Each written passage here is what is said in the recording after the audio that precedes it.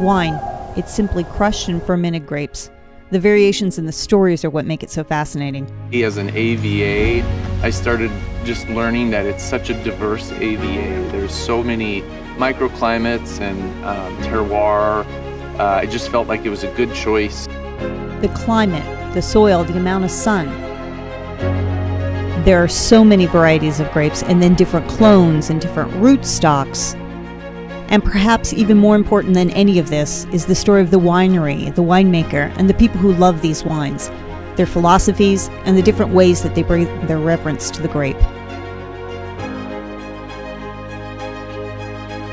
met my wife in college, and her dad had this very successful large farm here. I thought I would be a banker or... Our goal at Crush Grape Chronicles is to explore and chronicle the grape, its many stories, and its journey from dirt to glass.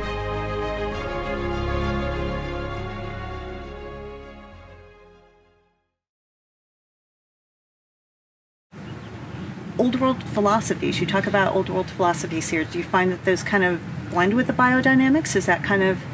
Yes, actually very well.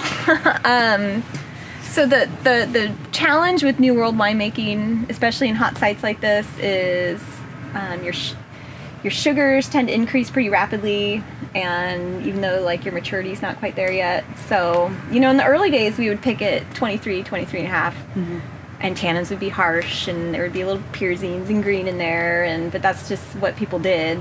And you know, you taste some of those wines now from the early 90s that we've made, and it's like still tannic, still harsh. It needs like 20 more years. And the market started changing. You know, people started drinking the wine that day that they bought it. They don't age them as long as they used to. And wine has just become this almost daily beverage for a lot of people. So they want it to be more, not light, but less intense, less tannic, less overbearing. And so we've kind of had to shift.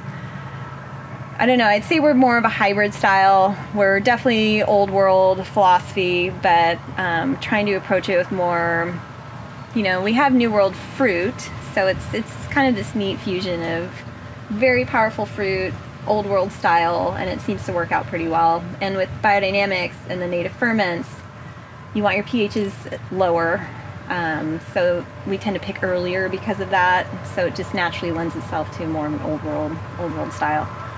And I don't put anything else in the wine, so it's there's no additives, there's so it is what it is, and I think that's definitely more old world.